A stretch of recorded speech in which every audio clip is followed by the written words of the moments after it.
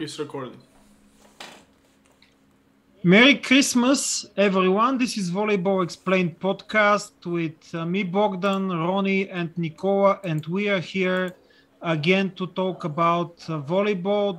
This time, not only Italian volleyball, but also international volleyball, because some weeks ago, I believe 2 weeks ago, Sada Cruzeiro won the Club Pro Championship 2021, and Vakifbank won the same tournament, but in the women's field. Let's start with these two topics. Sada Cruzeiro beat LUBE very convincingly in the final, and Vakifbank beat Imok Volley Conegliano 3-2 in the final. But let's start with the men. Sada Cruzeiro beat LUBE, and LUBE beat before that Trento in a very dramatic match. What do you think about this? And taking into account that Italian volleyball is probably at this moment better than, for example, Russian volleyball and Polish volleyball overall in Europe, do you believe that this is some kind of an exception, Sada? And have you watched these matches, and what's your opinion on that matter? The only question I have is, would have Sada Cruzeiro won if the World Championship will take place in Italy or in other country in Europe? I believe that's the same reason why we should not take this title of this competition so serious. The Superlega is the best championship in the world with no discussion. I believe that in 10 games, in a series of 10 games, LUBE or Trentino will beat Sada Cruzeiro 7 times or more. But as you guys know, both Italian teams came to this tournament with a lot of games on their back and a huge trip to Brazil, which includes several stops and waiting times in airports and protocols, because of COVID and well, I find very hard to change from winter to summer in a very short period of time. And let's not make a lot of excuses. Yes, Trentino was beaten by Cruzeiro the same way that Civitanova was beaten by Cruzeiro 3-0, but they were not playing with the same in equal grounds, let's say. Sada Cruzeiro have the back of the crowd, and well, it was hard for them to play there. I will talk only about Civitanova, because it's the team that I care. They fight really hard because Trentino was better in some ways in that match, especially Michieletto. I really miss the fact that Trentino doesn't have a natural opposite. Maybe that was one of the reasons they didn't win. And like everybody knows, the game was decided in detail, nothing else, and it was a good tournament overall, in my opinion, even if the final was completely one side winning by Cruzeiro. Marlon Jan and Michieletto were for me the best outside hitter, despite Marlon Jan didn't receive any award. And it is very good that we will have them in Italy playing for so many years, and we will see more of these good matches between them. And yes, overall, Sada Cruzeiro might win the championship, but is not a better team than Trentino or LUBE Civitanova. That's my opinion. Yeah, probably we should mention here that still in Cruzeiro there are a lot of very good volleyball players, like younger, for example, like the Cuban Miguel Lopez, 24 years of age, outside hitter, or the former already Brazilian international player, Lourdes de Souza, another international player of Brazil, Fernando Kreling. He's actually the backup setter after Bruno Rezende, and of course Isaac Santos, the middle blocker. But I would like here to start a topic which we are going to carry on later when we are talking about the Italian Championship. But do you think, Nicola, that Trento, especially in this semifinal against LUBE, is showing that their new system, which actually surprised their opponents in the Super Cup, is not working already that good? Because we know they're playing only in position 4, and they lost to LUBE 3-2 in the semi. Well, I wouldn't exactly take that game as an example, because like Ronnie said, the out game has been decided by a couple of details. Would that Trento won, probably this discussion wouldn't be so deep.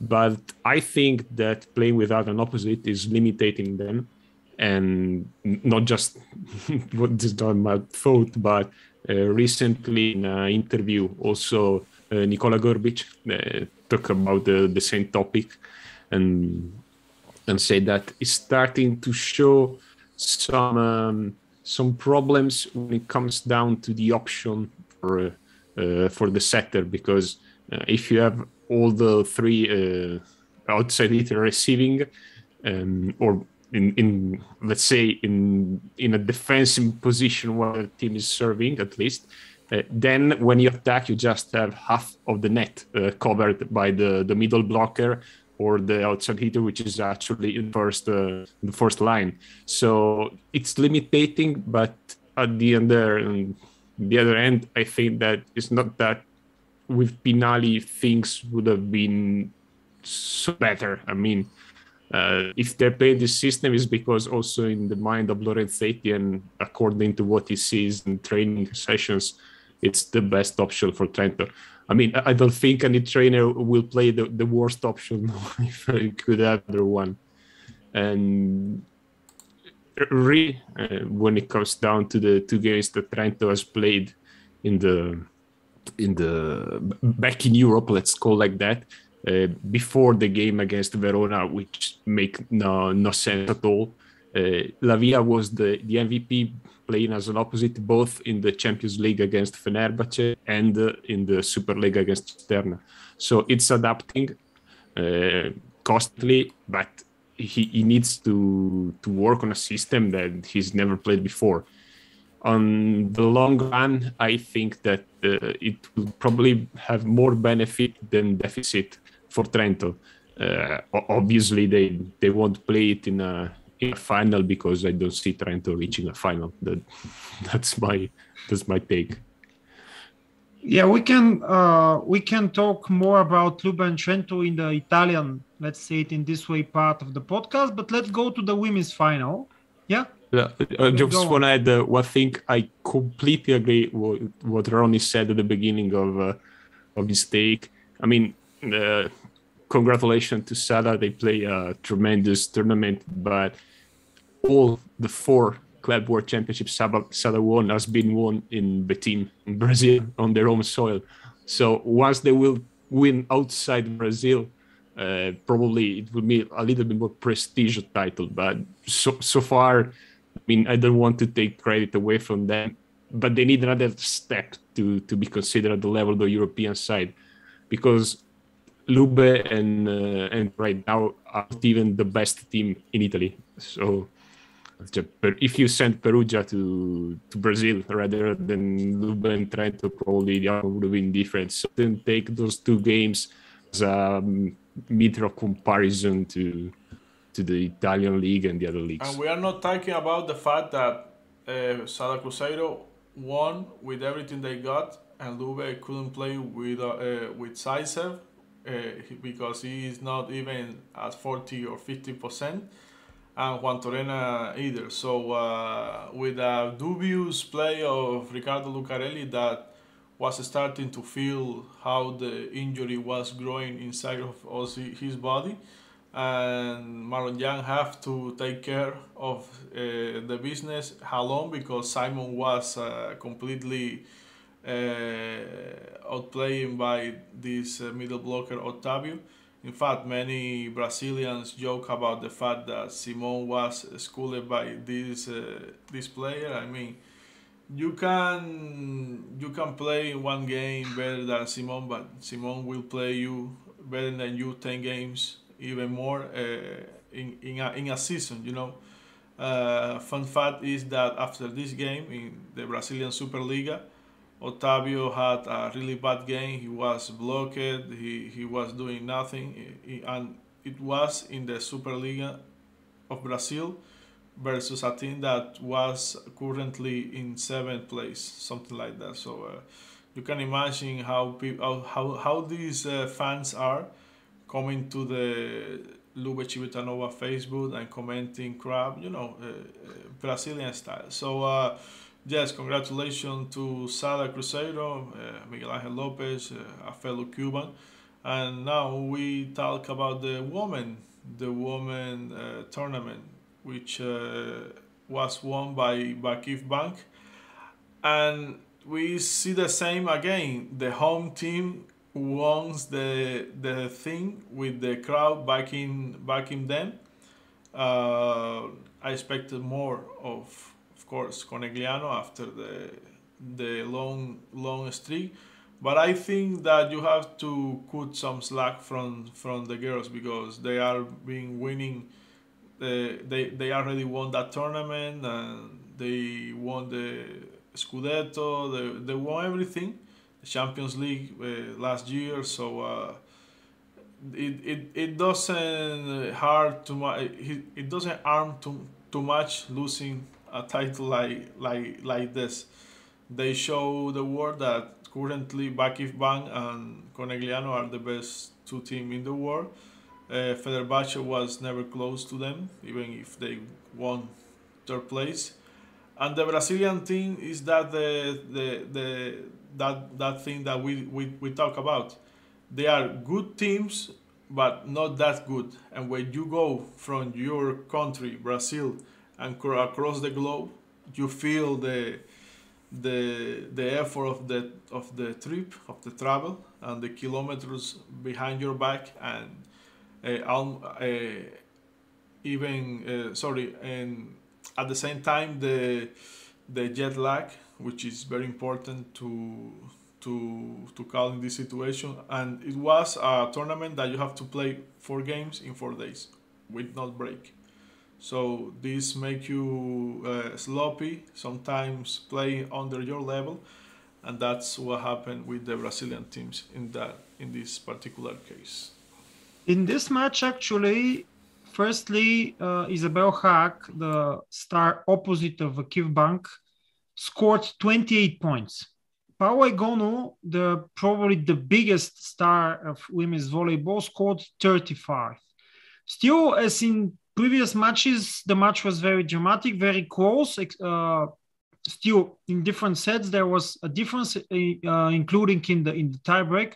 But what is interesting from a statistical point of view is that the contribution of the other spikers of Vakifbank, like the middle blockers, Zehra Gunesh and Chireko Bogu, and also Gabi Guimaraes, the outside hitter, was actually much bigger in terms of points in comparison to what the other spikers of Imoko Conegliano did. For example, only Plummer, the outside hitter of Conegliano, scored 2-digit points. I believe 10 points she scored in this match. And in comparison, actually 3 further players than Haak, Bogu, Gunesh, and Gabi scored more than 10 points for Vakifbank. And I believe this is the most important thing here, that Vakifbank, even though Haak is over all, they are playing more team volleyball than Imoco did, at least in this match. And this is a problem I see in what Joanna Walsh, the setter of Imoco Conegliano, is doing in matches like this. When the tough gets going, she's always setting the ball to Egonu, even in situations which are not appropriate in terms of it's not that complicated to set the ball always to Egonu. Yes, Egonu is the best player, probably not the best in the world. I don't know. Between Egonu, Bošković, and Haak, there could be some controversies. Who is the best? I don't actually think that we need to compare them. All of them are brilliant players and scorers, spikers. But I believe that at least in this match, Vakifbank won because they were playing better and team volleyball. Nicola, do you want to talk about women's volleyball? No, as you know, it's not exactly my cup of tea, but just one thing about Conegliano that newspapers be reporting, they are dealing with injuries all season long. Even during that streak, we saw that there was not the same team that was comfortably winning every game. They had to win some games the tiebreak. So it may have played a role, but as I told you, I have no idea about the level of the game itself. Okay, that's it with Club World Championship. Let's go to our main topic in principle, Italian League.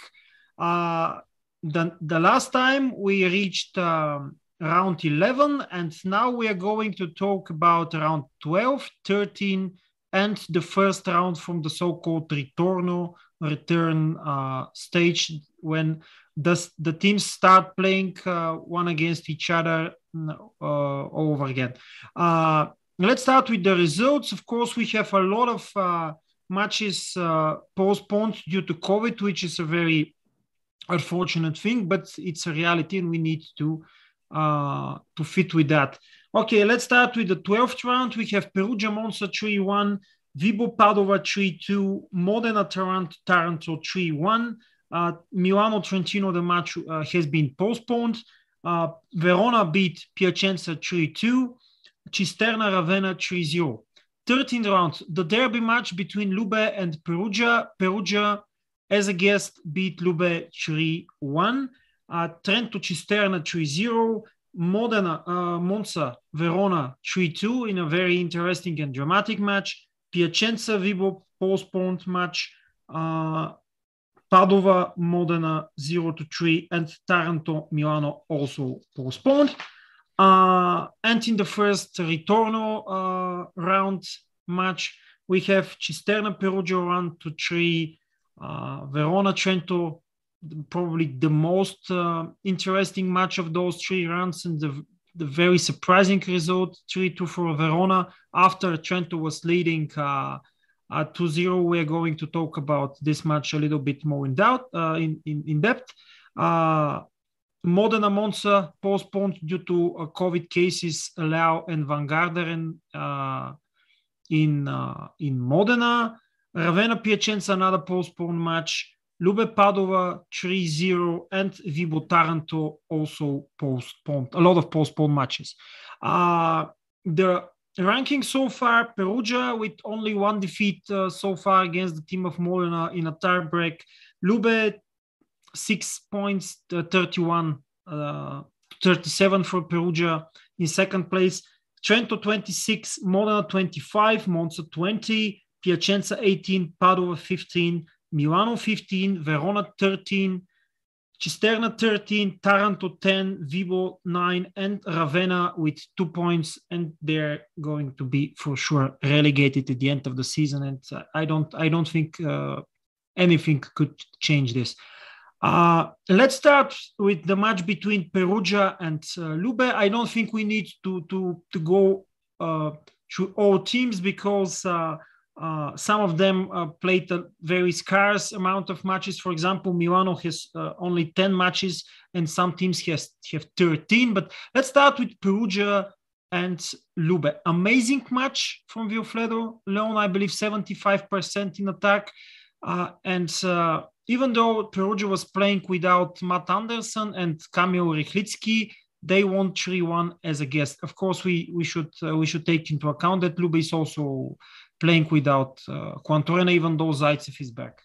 I have a question to Nicola. Nicola, you were talking about the problem with the opposite in Trento, but in this match against LUBE, Perugia was playing also nominally almost without an opposite, because Teisterhorst playing as an opposite received only 11 balls in attack from Giannelli. Only 11 for 4 sets. This is a very small amount of balls. Do you believe that you can play in this way without an opposite when you have Vilfredo Leon in the team?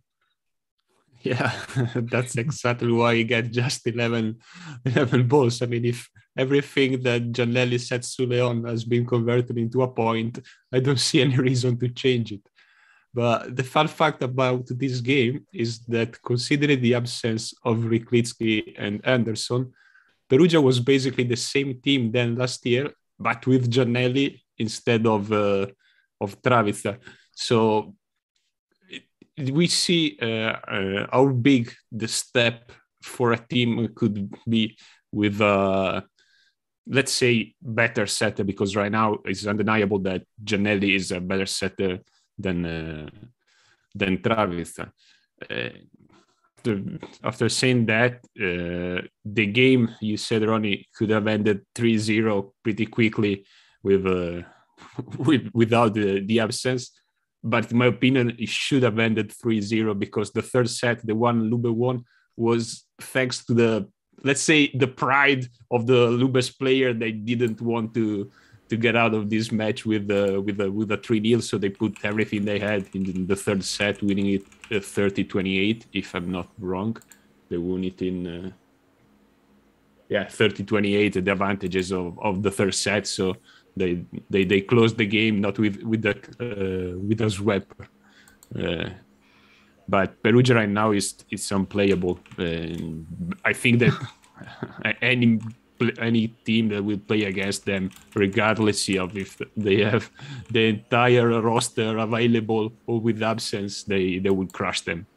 And I'm not so sure that LUBE will end in second place, because Modena is on a roll, and that is actually the only team that beat Perugia, even if we know that tiebreak, the one that decided Perugia-Modena, could have ended either way. It was just a matter of an ace and a block. But Perugia will cruising to the end of the season with the first place, and I also think they will probably take one of the two spots in the final of the Champions League. If not, they don't meet. They're not gonna meet Civitanova during the process. Let's carry on with Verona Trento. Sbertoli got injured in the second or in the first set already. I don't remember. First. In the first set, still Trento succeeded in winning also the second set in a long second set, very long, I believe 27 or 30 to 28. I'm not sure, but it was very clear that with Sperotto, Trento is playing much worse than with Sbertoli, which is very, very normal. And at the end, Verona was able to turn around the match and win. What do you think about this match? Because we have some internal discussions. I totally agree that Sperotto is not of the class of Sbertoli, and that was very significant with. But still, I believe that this problem playing on a half of a net, like Grbic said, was another factor for Verona winning and Trento losing a match they, in theory, should have won easily. Well, I have to be honest, I'm probably not totally objective about that game. So I may have said something that sounds more like the statement of a fan than the statement let's call an analyst. But I'm pretty sure that with Sbertoli on the court, this game would have ended 3-0 in less than 1.5 hours. I mean, in the first set, Trento was attacking 70%. Verona had no clue about what to do to stop the attacking trio of Trento. And the second set, they won it 29-31, 31-29 for Trento. But once again, with Sbertoli on the court, the set would have ended maybe with Verona reaching 18 or 20 points. If you watch the game, the miracles that Michieletto and Kaczynski had to pull out to win some points were incredible. I don't want to put the entire blame on Sbertoli because the guy basically has never played before in the past 2 seasons, so it's difficult to find the timing, to find the measure. So, but most of its sets were offset of timing. The player have to change the pace of approaching the ball for attacking, and that's terrible. You know that you lose more than half of the power and the accuracy if you change the pace while attacking. There was a set that Michieletto looked like Michael Jordan at the end of Space Jam 2. He has to stretch his arm for half of the court to get it. For as bad as was the set. And Verona ended up with 21 blocks, which was entirely racked up after Sbertoli exit. And I think that out of this 21, probably 15 are on the blame for Sbertoli, because Kaczynski had to attack some balls against 3-man block, and the ball was at the 8 of his side, so he didn't even know how to hit it. That was a game that actually at the end of the night pissed me off, because there were 3 easy points and trying to throw away 2 points. Taking it apart, we have to say that with Raphael setting, Verona's game has improved a lot respect of the one that we're playing with Spirito. So once again, you see the difference that a setter could make in modern volleyball. Yeah, of course, we should tell in this regard that it's very interesting fact, and I believe it's very controversial, that Kaczynski didn't play in the tiebreak. Actually, he did play in the tiebreak, but was into the game only for a serve. I believe that when you have Matej Kaczynski, you can't leave him for a tiebreak. And they played in this tiebreak with Lavia and Michieletto and Pinali as an opposite. And when you have played that much time with this 3 outside hitters system, for tiebreak you can't leave Matej out. Yeah. There are 2 reasons basically for that change. First of all, that Kaczynski its battery was totally low. It was very tired. You could have seen the 4th set. It really took a long time to get back from attack and attack again. And probably the thought that Lorenzetti had is, let's see what happened with Sbertoli setting to Pinali, which is the pair they have in training session, because you know that in training session when they play 6 against 6, they play together. So let's see if with someone that Sbertoli is used to set to, the thing will change. Same that happened with Cavuto, because also Cavuto entered the game. They were, in my opinion, they were both being sent in to make Sbertoli feeling better. And that's the reason, in my opinion. That's it. Yeah, and some words about Verona on my side. Verona is playing for sure much better than in the beginning of the season, and of course, I believe that the most obvious reason for that is how he has a 2nd or 3rd youth, Raphael Oliveira, the former star of Trento, and Raphael is back. Raphael is back, very young thing in his expression. It's you can never say that he's 42, I believe, and the way he's playing also shows that. The other reason is Rok Mozic, the Slovenian international, great player, even though he's only 19 years of age, and another star for the future. I'm sure the other players not that great, but good enough. For example, the progress of Federico Bonami since Rado Stoichev took over the team of Verona is very visible, at least in my opinion. And also Mats Jensen is improving his game with Rafa on the court and not Lucas Pirito. So Verona is better, and I believe that in some circumstances, in certain circumstances, Verona can reach also the playoffs. It will be difficult, but not impossible. Okay, I could suggest to make the break here, and after that, I would suggest for Nicola actually to explain what is the COVID situation now, and we can then carry on with some other teams and matches.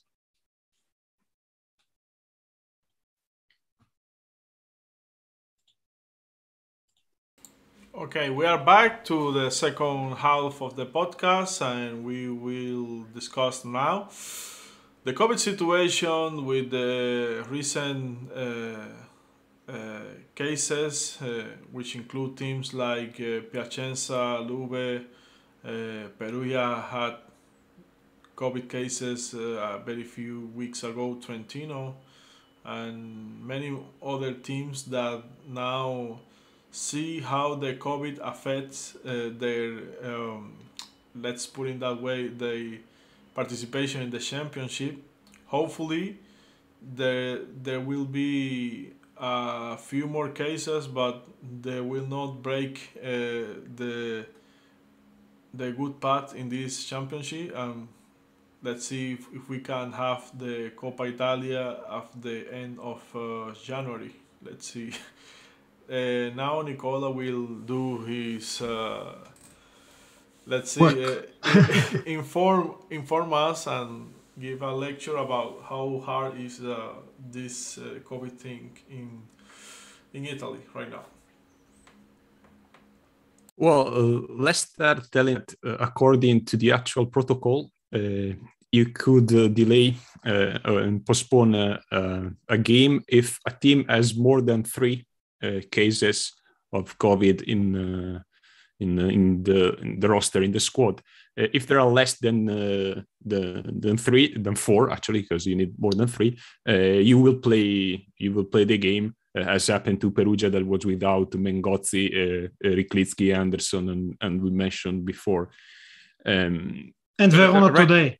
And Verona today, exactly, which is without Bonami, Aguenier, and Cortesia.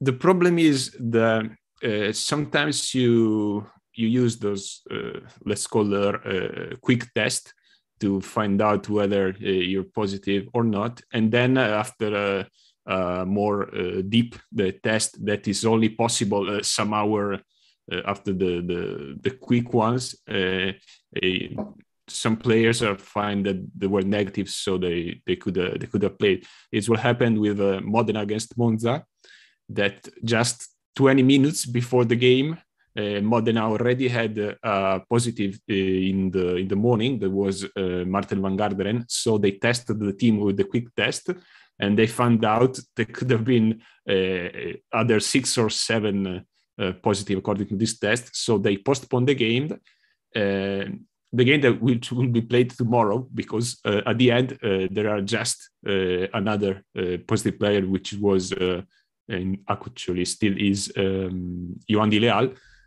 while Rossini, which was the other on the line, will be back in the team. The problem is that, as you know, guys, you need to complete the andata to set the bracket for the Coppa Italia. So they're trying to reschedule those games that's been delayed and postponed for those COVID seasons. So tomorrow, which is the 30th of December, we will have 2 games from the 15th round, 1 game from the 12th round, and 1 game from the 14th round. The one between Modena and Monza that has been rescheduled for tomorrow. Then will be Milano-Trento, which is actually the last game of the andata, because, as Ronnie said, Trento need 1 point at least to end the andata on the third spot, and so to avoid an eventual semi-final against Perugia, because as the standing of the end of the andata, Trento and Modena had the same points, but Modena had more wins, so they will be on a higher position. Yesterday happened something incredible, in my opinion, here in Italy, because at 20-6 in the afternoon, Lega Volley rescheduled Piacenza Vibo Valencia for tomorrow. 20 minutes later, Vibo Valencia said that they have 5 COVID cases. And then, of course, the Lega Volley had to cancel Piacenza Vibo Valencia and reschedule, I don't know, I think in the middle of January, hopefully. But my question is, didn't they even pick up the phone and ask the team if they were everything okay? Or they're just trying to fit the games in the only available spots they have? It's becoming a problem. And it's also in the women's volleyball, where they couldn't end the andata, so they have to find out a way to calculate the points for the teams, to rank them from the first to the 8th place, and to pair them for the quarterfinals. So I hope things will get better, but by the actual protocol, it's difficult, because basically every one of the player is without symptoms, so they're basically positive, but they hopefully don't have healthy problems. But it will be enough to postpone or to cancel any other game in the future. I'm not going to tell anything about this without symptom things, because YouTube will kick us out. No. I'm not talking about let's leave all the medical things out. I mean, I'm not a doctor, so I was talking. I mean, I'm just talking about the protocol itself. Yeah, how it works. Yeah, for sure. But this is a very significant problem, because if 3 years ago someone has tell us that we are going to postpone matches for sick people who are actually not sick, we're going to laugh. That's the problem. I understand what the situation is, but it's a little bit of an absurd when it's not sick people. But still, okay. Let's not cover this. I was going to ask the same thing to Nicola, because I understand that people get sick and all that, but it's very dubious now that everyone at the same time is getting sick. Come on, man. Without symptoms. Really? So I see that some of the teams want to rest, some of the teams want to reevaluate the situation in their organization, like Ravenna, for example, which is not the case, because they already know that they will going to get demoted. But for example, Valencia has many reasons to do it, because they are now in deep shit, and they need, like, let's see what we can do. And LUBE, of course, it's in second place. They don't really need it, but I can understand if some of those cases are not real. Maybe they need rest, some players. I have the information that Marlon Yant doesn't have any symptoms.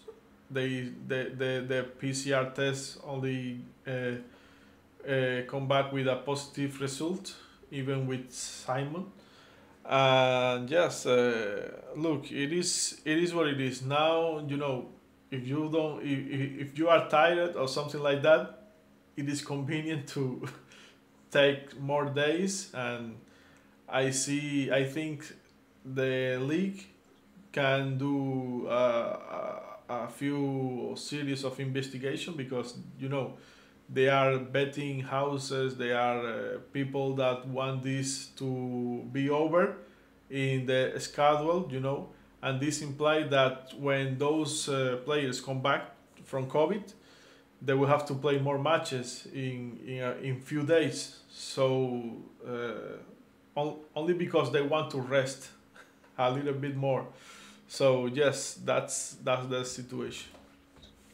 Okay. I Yeah. totally disagree with what you said. I mean, I can't imagine a team deliberately, I don't know, faking a test or something like that just to rest one day now and then to play 10 games in 20 days because the season is ending.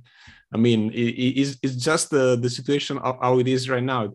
And it could have been handled better, that's definitely. But I don't think any of the team in the Superlega, Vivo, for example, Nelly, which is a new signing for them, played against Perugia with the player that were they diagnosed with the cases 2 days later. So then he came to Vibo and to train. And the problem is, as we said, that they are healthy, so they don't have the alarm. I don't know. It's not the sound that they could have it. But I mean, I don't see how a team could do something like that. I mean, we're not in a gangster movie, guys. Within the real world. For the same way that the betting houses want them to play, the team also want to play. They can't have 20 games in 1 month. I mean, let's see. If you are Piacenza and you have your setter and your opposite with COVID, but you don't have any more cases, you need 1 more or 2 more to say, look, I can play. You don't think it's convenient, even with that, to lose points, even with, look what happened to Trentino. They lose versus Verona. This is a game that Trentino, even without Sbertoli, cannot lose, you know. So these are 3 points, like I like to call it. And let's see, if the game is versus Perugia, okay, let's play it. We already know that we are going to lose. But if the game is versus Ravenna or something like that, points that really matter for them, I don't think they will play without their main setter and opposite and risk to lose even a point, you know. So for some, I mean, they could fake it, you know. It is a common practice. I don't think that there's anything that didn't think about it, you know. If I only have 2 cases and they are important players and I have an important match to win, and I know that without players I might lose, I could, you know, say that tomorrow are with COVID and wait 1 week or 10 days and go back to the trainings, because, you know, losing points is for people like Bernardi, which is not very good spot right now for all the losses. Well, it is hard. It is hard, and yes, maybe you say you see this like a movie. Maybe people don't really do that, but it is what it is. They are playing for the playoff spots and the Coppa Italia spots too, and you know, at the end of the season, all those things matter. So let's see what happens in the future. Okay, I will leave now you the possibility, if you want to talk about something that impressed you in the last matches. For example, I was a little bit impressed from what Cisterna did against Perugia in the first set. Of course, then things go along what we can expect. But still, for example, Tommaso Rinaldi played very well in this match, and I would like to emphasize that. Do you like to mention before the end of the episode? No, the last episode for the year.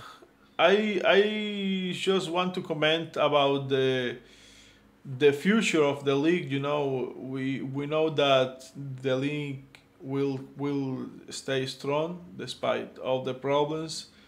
Young and good talents are showing up, like Michieletto, Yant, Mozic, and of course not so young but still young to be put in the same category as Rinaldi, which is the same age of Jan and Michieletto, of course Bottolo, Lavia.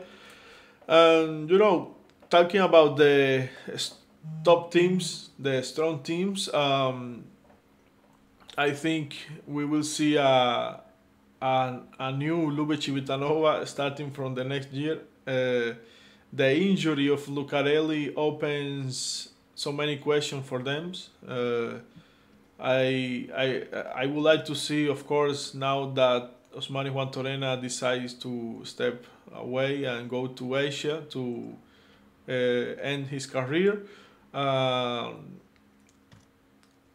would like to say I would like to see if LUBE can invest more in their national talent. I'm talking about guys like Bottolo. I'm talking about guys like Rinaldi, but I think Rinaldi is only a player that is. I mean, he belongs to Modena, but is playing. On loan. Is on loan, of course. But you know, you need to these Italians young players to take part in big organizations to them keep developing his game. And let's see, LUBE is one of those teams that will have to rebuild 100% next year if they want to keep competing at the same level. I think they won't. They will decrease their level despite the efforts of players like Simon or Marlon Yant. But this is a necessary thing to do because, you know, teams always make these changes, like Trentino when the Kasiski Juantorena era ended and such. You know, it is what it is. Let's see which team choose these guys at the end. I fantasize with the idea that maybe Lavia could join Marlon Yant in LUBE Civitanova, but I got informed that he have vinculo with Trentino 3 more years or something like that. So for me, Trentino only have to get money to hire a good opposite and see if Sbertoli is capable of bringing the titles, you know, with his expertise, because they really have everything. They have both the 2 oxide hitters of the national teams, 2 of the best right now in the world. Even if Lavia, it's sometimes he like to fell short. You know what I mean. Maybe people create so much expectation about him, and at the end he don't do that well, or he fell short, or you know, it is something that maybe with the time he can catch up. And you have, of course, Michieletto that I knew recently that he is not 2 meters and 5 like everybody was saying. He is 2 meters and 11 centimeters. So it is impressive with that height what he can do. So let's see if he stays healthy for the future, and wait good things about him, especially with the Italian national team. That I don't buy they are the European champions. They just have the easy path to the tournament, even if they are young players. Janelli may be young, but he's not new to the game, so he used very well his weapons, and let's see what happens with them in the World Championship. Now Nicola comes and say, "Now, you know, shut the fuck up."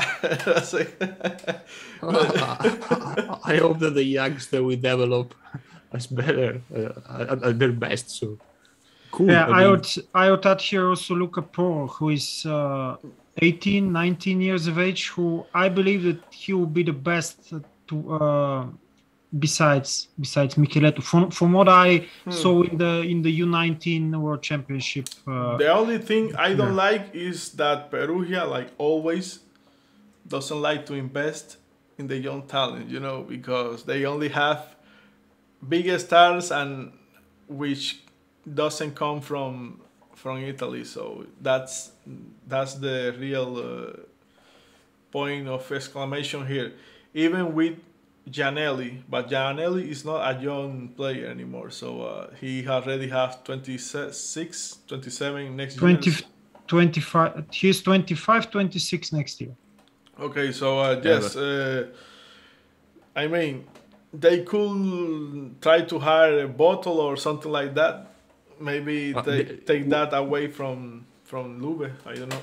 No, with all the money they have, they should start to have the academy, the teams. Perugia doesn't have it. They just nominally have one because all the team in the Superlega are it's mandatory if you want to be in the Superlega to have.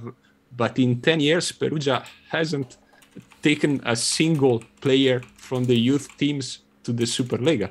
That's it. And the only player that first wore Perugia shirt and then the Italian's national team is Piccinelli, which basically, I wouldn't say that. Let's say the contribution of Piccinelli in the national team so far it's limited. So that's something that there's been a big discussion there. I mean, Perugia will probably win the title they want this year. So hopefully they start thinking about the Italian movement after that. But yeah, the league is keep attracting talents. There will be new ones, old ones like Rafa that will help the youngster to develop and rise the level. And talking about the other teams of the league, as Bogdan was asking, I also think that Cisterna, with a bunch of players that I've always played at a, let's say, something above an average level. And I mean, talking about Raphael, I'm talking about the setter itself, because Barnovic, a part of a couple of years, is maybe has underperformed during his career. Right now, he's having a great run with this surprise, which is the Croatian opposite, Petar Drlic, that last year was the backup of Abubakar in Valencia, and this year has the chance to play, and they just need to build a little more of confidence, because the game they played in Trento was the two game days ago was a training session. I mean, they've been blown out in less than 1 hour, but you see that the team itself could build a good chemistry, and as well as Bogdan said, let's say the 8th place for the playoff will be a great question mark, because Padua is playing good, but in my opinion they have overperformed during the andata and have probably more points than they actually deserve. So with Verona in the end and Cisterna that could have on the long run, that would be interesting. On the other teams, you can say a lot, because as you said, some teams play just one game, some teams play 3 with or without the key players. So most of the results is basically coin tosses, and we have seen more tiebreaker in the past 2 games than in the previous 5 game days. So right now it's also difficult to find especially Verona. They played 3 tiebreak games in the last 3 matches. In a row, exactly. So we'll see. Okay, I believe that was quite enough for today. A very viable conversation at the end about the future of Italian volleyball with all the Michieletto, Lavia, Bottolo, Rinaldi, the Wuka, and Paola Porro, of course, also his brother, the setter, who is playing for Milano. And thank you again for watching. Thank you again for listening for all the year of all 2021. Expect us also in 2022. Have a nice New Year's Eve and Happy New Year from now, and we'll be back very soon with all those matches which have to be played very soon in the Italian league. Thank you again for watching. Thank you to both Nicola and Ronnie for being that with that great expertise on Italian and not only Italian volleyball during 2021. And I hope that we're going to create even better content in 2022. Happy New Year and see you and listen to you very soon. Bye-bye. Bye. Buon anno.